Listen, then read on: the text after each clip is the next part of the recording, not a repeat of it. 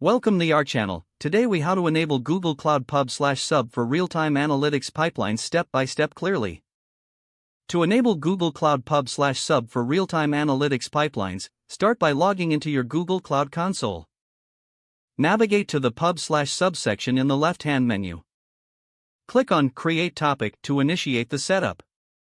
Enter a name for your topic that reflects its purpose, such as real-time analytics. Select the corresponding Google Cloud project if prompted. Click Create to finalize the topic creation. Next, access the Subscriptions tab under your newly created topic. Click on Create Subscription to set up a subscription for your topic. Choose a name for your subscription and select the delivery type, such as pull or push. For a real-time analytics pipeline, after configuring the settings, click Create to establish the subscription.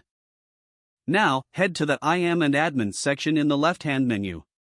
Select IAM to manage permissions for your Pub/Sub resources. Click Add to grant roles to any necessary service accounts. Next, open your chosen analytics processing service, such as Google Cloud Dataflow or Apache Beam. In that service, configure a pipeline to read from the Pub/Sub topic you created. Refer to the documentation for your analytics tool for specific configuration instructions. Set up the appropriate transformations to process the incoming data in real time. Once configured, deploy the analytics pipeline. Verify that the pipeline is running correctly and processing messages from your topic.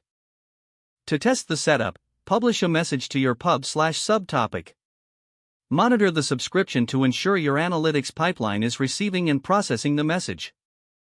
Finally, review the logs to confirm that data is being analyzed as intended.